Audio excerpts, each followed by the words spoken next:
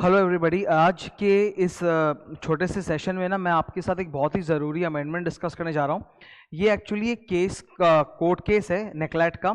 ये जो अभी हम लोग का डिस्कशन होने जा रहा है ये बोर्ड मीटिंग चैप्टर से रिलेटेड है, यानी कि ये कौन से लोगों के लिए रिलेवेंट है ये क्लास, ये session CA final, CMA final, CS executive, इन स्टूडेंट्स के लिए ये रेलेवेंट है। ठीक है, तो अब मैं थोड़ा सा इसका पहले बैकग्राउंड डिस्कस करता हूँ, फिर ये केस डिस्कस करूँगा। बहुत ही ज़बरदस्त केस है।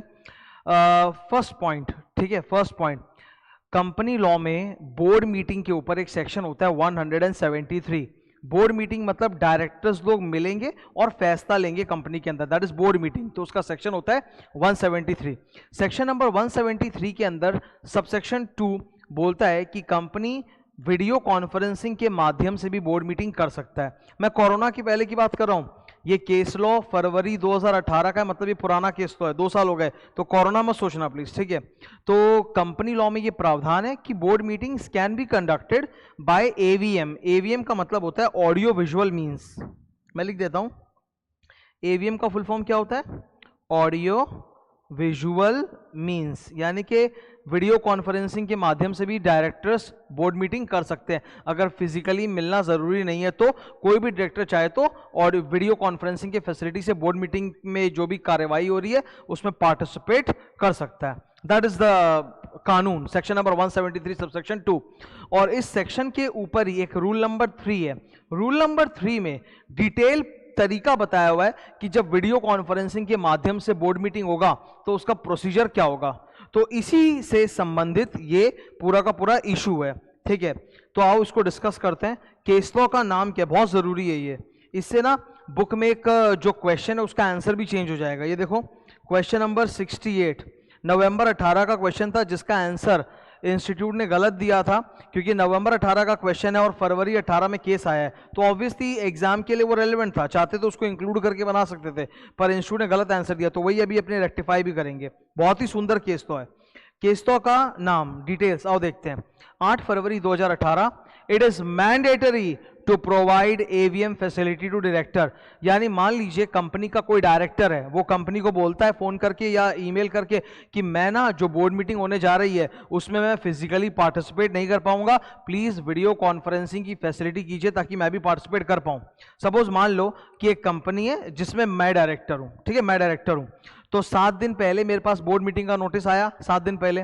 तो जैसे बोर्ड मीटिंग का नोटिस मेरे पास आया, I read the board meeting का नोटिस एंड आई थॉट अरे यार 7 दिन बाद तो मेरा ये इंपॉर्टेंट अर्जेंट काम है, I will not be able to go there and participate in person, मतलब मैं साक्षात फिजिकली जाके बोर्ड मीटिंग अटेंड नहीं कर पाऊंगा और मुझे जरूरी लग रहा है। तब मैं कंपनी को दरखास्त करूंगा, रिक्वेस्ट करूंगा कि प्लीज आप मुझे वीसी का फैसिलिटी दीजिए, वीडियो कॉन्फ्रेंसिंग का, ताकि मैं पार्टिसिपेट कर सकूं बाय टेलीविजन, मतलब ऑडियो वीडियो मीन से पार्टिसिपेट कर सकूं। ठीक है, तो अब उसी के ऊपर है। तो क्वेश्चन ये है, क्या एक कंपनी के लिए ये जरूरी है कि वो डायरेक्टर को वीडियो कॉन्फ्रेंसिंग दे? कंपनी मना भी तो कर सकती है। तो कोर्ट का जजमेंट आया एकदम सिंपल, मैंडेटरी है। मैं एकदम पहले क्लियर कर रहा हूं जजमेंट क्या है, फिर उसका रीजन वगैरह तो देंगे। 8 फरवरी 18 का जजमेंट है। It is mandatory, grey colour में दिख रहा है लिखा हुआ, it is mandatory to provide AVM facility to director. मतलब अगर कोई डायरेक्टर कंपनी को बोले कि मैं तो वीडियो कॉन्फ्रेंसिंग से पार्टिसिपेट करूंगा, मुझे ऐसी सुविधा दी जाए, तो इट इज मैंडेटरी, कंपनी को देना पड़ेगा। ये नेकलेट का जजमेंट है। ठीक है, okay, NCLAT national company law appellate tribunal. Case law का नाम क्या, देखो ब्लू कलर में लिखा है, अचिंत्य कुमार बारू वर्सेस रंजीत बार्थकर। ठीक है, तो ये एकदम, ये क्या नाम है तुम्हारा, केस लॉ बहुत ही फेमस है। ओके, ये केस लॉ का नाम अगर याद नहीं रहा सर तो कोई फर्क नहीं पड़ता। ठीक है, केस लॉ के नाम याद नहीं रखो पर कंसेप्ट याद रखो तो होगा। मैं आज तुमको इस केस लॉ के माध्यम से ना 2-3 एक्स्ट्रा चीजें बताऊंगा।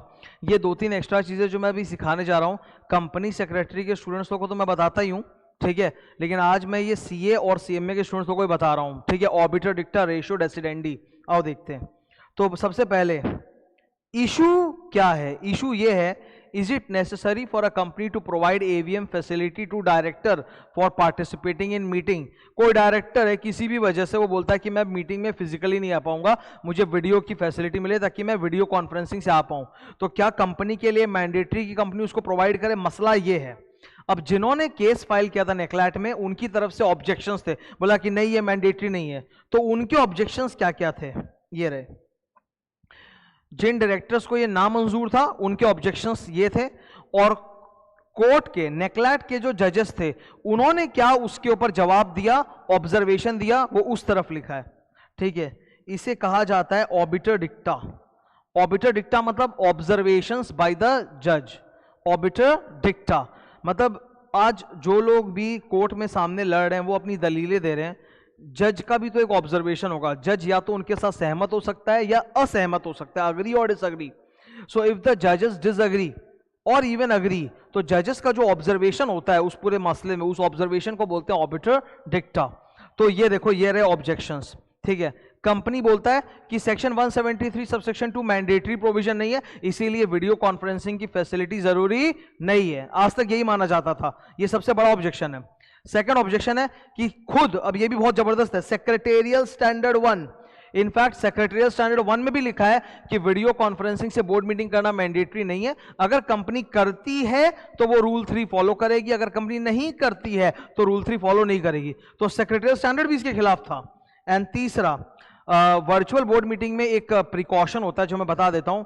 जो भी डायरेक्टर टेलीविजन या वीडियो के माध्यम से पार्टिसिपेट करता है, वहां पे ये श्योर होना चाहिए कि टीवी से जो डायरेक्टर आ रहा है उस कमरे में जहां वो डायरेक्टर बैठा है वहां और कोई मौजूद नहीं है। ये वीडियो कॉन्फ्रेंसिंग का मीटिंग कैसा होता है, तुमने टेलीविजन चैनल में डिबेट देखा होगा। टेलीविजन चैनल में डिबेट में क्या होता है, एंकर होता है बड़ा सा स्क्रीन पे और छोटे छोटे स्क्रीन्स लगे हुए होते हैं जिसमें अलग अलग पार्टिसिपेंट्स होते हैं जो अपने घर से या अपने ऑफिस से ही टेलीविजन वीडियो के माध्यम से उस डिबेट में पार्टिसिपेट करते हैं, वैसा ही कुछ। तो जो भी डायरेक्टर्स वीडियो के माध्यम से पार्टिसिपेट कर रहे हैं वहां उनके साथ कोई और मौजूद नहीं होना चाहिए, ये चीज चेयरमैन को चेक करनी है। तो इन्होंने, ऑब्जेक्शन वालों ने कहा कि भाई चेयरमैन के लिए तो मुमकिन नहीं कि कैसे देखिए कि टीवी में जो डायरेक्टर बैठा है उसके साथ कोई और है कि नहीं है। तो ये 3 ऑब्जेक्शंस थे जिसका जवाब जजेस ने क्या दिया, सॉलिड। जजेस ने जवाब दिया कि अगर आप सेक्शन 173 सबसेक्शन 2 पढ़ते हो, अच्छा ये जो नोट्स आप देख रहे हो ना, ये क्या नाम है जो मैं पढ़ा रहा हूँ, इसका लिंक मैंने नीचे वीडियो डिस्क्रिप्शन में डाल दिया है, तो वेबसाइट पे आपको लिंक मिला हुआ है, आप जाके डाउनलोड करके इसको रख सकते हो अपने पास। ठीक है, coming to this, section 173 subsection 2 में जो वर्ड मे यूज किया है उसका मतलब जजेस ने बोला कि मे का मतलब ये नहीं कि कंपनी ये फैसिलिटी दे या ना दे। मे का मतलब है कि डायरेक्टर को ये चॉइस है कि डायरेक्टर फिजिकली भी आ सकता है और टीवी से भी आ सकता है। तो मे का जो मतलब है, it does not give any choice to the company, it gives the choice to the director to decide whether he wants to attend the meeting physically in person or through TV. Second, court ने बोला secretarial standard कानून के ऊपर नहीं है, SS1 cannot override section 173। तो secretarial standard कानून के ऊपर नहीं है, एकदम सेक्रेटेरियल स्टैंडर्ड की धज्जी उड़ा दी। थर्ड, बोला कि सिर्फ चेयरमैन की नहीं, जो डायरेक्टर टीवी से पार्टिसिपेट करता है उसकी भी जिम्मेदारी है कि वो देखे कि उसके साथ कोई और नहीं है कमरे में, क्योंकि board meeting is secret. Board meeting में डायरेक्टर्स के अलावा और कोई पार्टिसिपेट कर नहीं सकता, तो ये चेयरमैन के अलावा डायरेक्टर की भी जिम्मेदारी बनती है। ठीक है, तो जो लोग ऑब्जेक्ट कर रहे थे उनका ये ऑब्जेक्शंस, और संग संग जजेस ने जो उनका जवाब दिया वो भी तुम्हारे सामने है। जजेस के ऑब्जर्वेशन को हम कहते हैं ऑबिटर डिक्टा। आगे बढ़ते हैं, फाइनल जजमेंट क्या आया, ये रहा जजमेंट, ऊपर दिख रहा है आपको जजमेंट, और ये जजमेंट के पीछे का रीजन। जजमेंट के पीछे जो रीजन होते हैं ना, जो जजेस लिखते हैं, उस रीजन को अपने बोलते हैं ratio decidendi. Ratio decidendi. Hello, हाँ कंटिन्यू करते हैं, एक बार मैं साउंड चेक कर रहा था तो मैं क्या बोल रहा था। हाँ, जजेस ने ये रीजन दिया और रीजन के पीछे का जजेस का जजमेंट का ये रीजन है। तो जजेस की जो रीजन होते हैं उसको बोलते हैं rational for the decision, ratio decidendi. लिखा हुआ दिख रहा है, मैं हाईलाइट कर रहा हूं। हाँ, तो जजेस ने बोला कि भाई सेक्शन 173 सबसेक्शन 2 मैंडेटरी ऑप्शनल नहीं है, यानी अगर डायरेक्टर मांगता है कि वीडियो कॉन्फ्रेंसिंग फैसिलिटी से कराओ तो कराना पड़ेगा। The company will have to offer a facility of video conferencing to a particular director. मांगेगा तो देना पड़ेगा, नहीं मांगेगा तो जरूरी नहीं है। रीजन क्या क्या है, रीजन एकदम इनके साफ थे। मैं ये देखो, ये जजमेंट जो है ना 11 पन्ने का जजमेंट है, ये देखो ये 11 पन्ने का जजमेंट है, ये रहा तुम्हारे सामने। तो मैंने उसको पूरा समराइज करके बहुत अच्छे से बनाया है। ओके, वही अभी हम लोग डिस्कस भी कर रहे हैं। तो जजमेंट में रीजंस क्या थे मैं तुमको बताता हूं। जजेस ने बोला कि पहले तो 2013 के पहले जो कंपनी लॉ था 1956, उसमें ऐसा कोई प्रोविजन था नहीं, तो अगर 2013 में ये डाला गया तो उसका कारण है, और इसको आपको मैंडेटरी की तरह ही लेना चाहिए। जो एक हम लोग इंटरप्रिटेशन ऑफ स्टैट्यूट्स में सीखते हैं ना, दो तरह के नियम, letter of the law, spirit of the law, rule of literal construction, rule of reasonable construction. तो ये रूल ऑफ रीजनेबल कंस्ट्रक्शन का जबरदस्त एग्जांपल है, जहां कानून के शब्दों को पढ़ने पे तो लगता है कि जरूरी नहीं है वीसी करना, पर स्पिरिट से आप देखो तो इट इज नेसेसरी कि वीसी किया जाए। तो जजेस बोले कि ये बेहतर है, कंपनी के लिए भी बेहतर है और डायरेक्टर्स के लिए बेहतर है कि उनको एक मौका मिले पार्टिसिपेट करने का वीसी के जरिए। ठीक है, it is a progressive step, it is a progressive step. और एक फायदा है, पहले जो बहुत सारे इश्यूज हुआ करते थे ना कि हमें बोर्ड मीटिंग की नोटिस नहीं आए, हम पार्टिसिपेट नहीं कर पाए, ये नहीं हो पाया, by providing the video conferencing facility to any director, all those earlier issues will be resolved, वो सारे पुराने झमेले भी खत्म हो जाएंगे। तो ये रीजंस बहुत अच्छे थे, ये जजमेंट था। ठीक है ना, अब मैं इसको थोड़ा सिनॉप्सिस करके बताता हूँ, तो जल्दी सुन लो। It is very important case law for all final students as well as CS executive. तो अचिंत्य कुमार बारू वर्सेस रंजीत बर्थकुर के केस में ये जो जजमेंट आया, इसकी महत्व बहुत ज़्यादा है। इस जजमेंट से ये एकदम श्योर हो गया कि हमेशा कानून में जो लिखे हुए शब्द हैं उनका मतलब शब्दार्थ नहीं लेना चाहिए, उनका भावार्थ लेना चाहिए। मतलब आप सिर्फ लेटर ऑफ द लॉ मत देखो, स्पिरिट ऑफ द लॉ भी देखो कि अल्टीमेटली पर्पस क्या है। तो नेकलेट ने भी पर्पस के ऊपर ही जोर लगाया, शब्दों के ऊपर जोर नहीं लगाया। नेकलेट का बोलना है अगर कोई डायरेक्टर मांगता है वीसी की फैसिलिटी तो कंपनी को उसको देना पड़ेगा। अब देखो एक सवाल आया था एग्जाम में, ये क्वेश्चन नंबर 68 है मेरे मैट के हिसाब से, नवंबर 18 ओल्ड सिलेबस में क्वेश्चन आया था कि एक डायरेक्टर है कंपनी का, वो बोल रहा है कि मैं आ नहीं पाऊंगा बोर्ड मीटिंग में, मेरे को प्लीज वीडियो कॉन्फ्रेंसिंग का फैसिलिटी प्रोवाइड किया जाए। Can the director insist on attending the meeting through such mode? तब आंसर है यस। आप ये अचिंत्य बारू का पूरा, मैं आंसर नीचे लिख के दिया हूं प्रिंट में कि जिन स्टूडेंट्स को आंसर प्रिंट में चाहिए, देखो मैंने आंसर ड्राफ्ट कर दिया तुम्हारे लिए, तो वो है। तो अब इसका आंसर यस है। आईसीआई ने इसका रॉन्ग आंसर दिया है, सजेस्टेड आंसर में रॉन्ग आंसर है, मैं इसका नया आंसर दे रहा हूं तुमको। ठीक है, तो it is mandatory based on Achintya Baru का केस। ओके, अचिंत्य बारू हारा था, जीता तो रंजीत था इसमें। ठीक है, तो अचिंत्य बारू ही तो ऑब्जेक्शन कर रहा था कि ऐसा नहीं है, तो जीतने वाला कौन है? रंजीत बार्थकुर। तो अब it is mandatory. Second part of the question is कि will your answer differ if the director participates in the meeting through electronic mode? मतलब डायरेक्टर अगर खुद ही अरेंजमेंट करके पार्टिसिपेट करे तब आपका आंसर क्या होगा? उसकी तो अब जरूरत ही नहीं है, क्योंकि जब कोड बोल ही रहा है कि मैंडेटरी है तो कंपनी को देना पड़ेगा ही। तो सेकंड क्वेश्चन का कोई रेलेवेंस रह नहीं गया। तो अल्टीमेट कंक्लूजन आप देख लो, तुम अचिंत्य कुमार बारू का केस का रेफरेंस देके बताओगे जजमेंट कि 173 का 2 मैंडेटरी है और कंपनी को एवीएम देना पड़ेगा अगर डायरेक्टर मांगते हैं तो। तुम साथ में रीजन बता देना, रेशियो डेसिडेंडी और ऑर्बिटर डिक्टा जो ऊपर मैंने बताया वो भी बता देना, तो इससे तुम्हारे आंसर में ब्यूटी आएगा।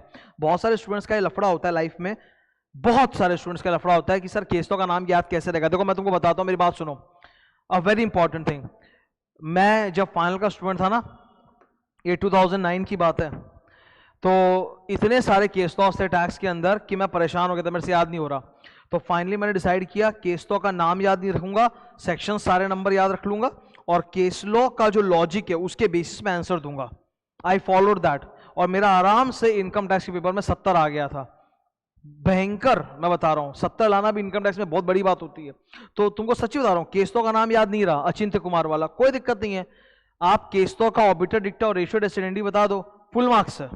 ठीक है, तो वो बता दो और फिर आप नीचे आंसर बता दो, 2 कंक्लूजन है, ए और बी। ठीक है, तो ये बहुत ही अच्छा एक जजमेंट था, इसलिए ये क्लास में डिस्कस नहीं किया गया था, तो आज मैंने इसको डिस्कस कर दिया। Thank you.